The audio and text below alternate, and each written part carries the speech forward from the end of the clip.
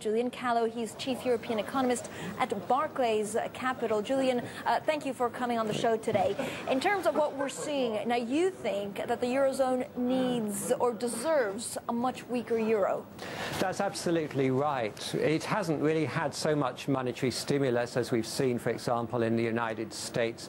I think as well, when we consider a weaker euro, we have two factors to consider. One is exports, and it's not just exports of German companies, which obviously have been doing relatively well, but it's also the exports of countries like Italy and Spain that have been faring much less well. But the other dimension is imports, because Europe is seeing still quite significant import penetration, particularly coming from Asia, and that in turn is leading to some hollowing out of the industrial sector in the euro area. I think it's very clear that most fundamental measures of euro appropriate value would be in a range of around 110 to 120 against the US dollar. So we do have a euro that's still very significantly overvalued. It's really overvalued a little bit by default, I think, and there's no doubt about it that for me, a very substantial euro depreciation still from here would be the best tonic really for 2010 for the euro area economy, particularly with inflation so low as it is and the risk still there of deflation in some countries.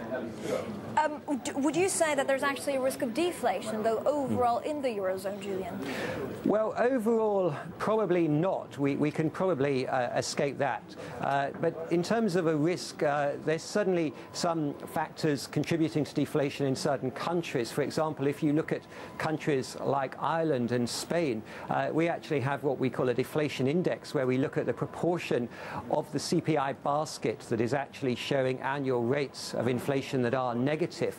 And in Ireland and in Spain, you're actually seeing that ratio moving up to around 50% of the components of the HICP in negative territory, which is certainly showing that we are not fully excluding the risk of deflation outright in the euro area. But I think for that to materialize would require the euro to appreciate very sharply from here. And that's obviously a risk, though it's not our mainstream view.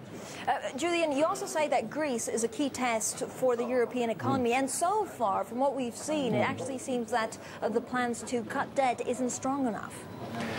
Well, yes. I mean, I would think that we've seen something of a turning point, an inflection point, if you like, here for Greece. I think it really was a very rude awakening for the new government, just how sharply we saw government bond yields spike up during both November and during December.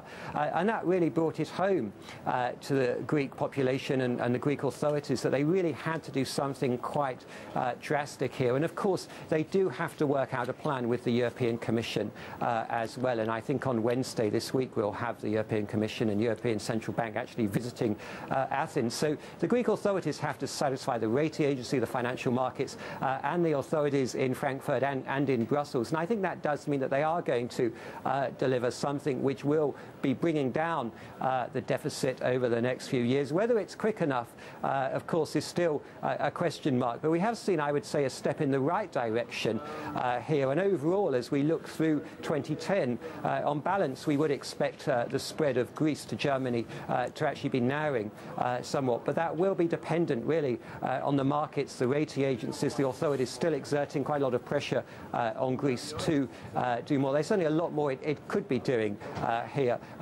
compared with what we've seen as announced so far. How concerned are you by these countries, you know, Portugal, the pigs, Portugal, Ireland, Greece and Spain? Are we really even talking about a possible default?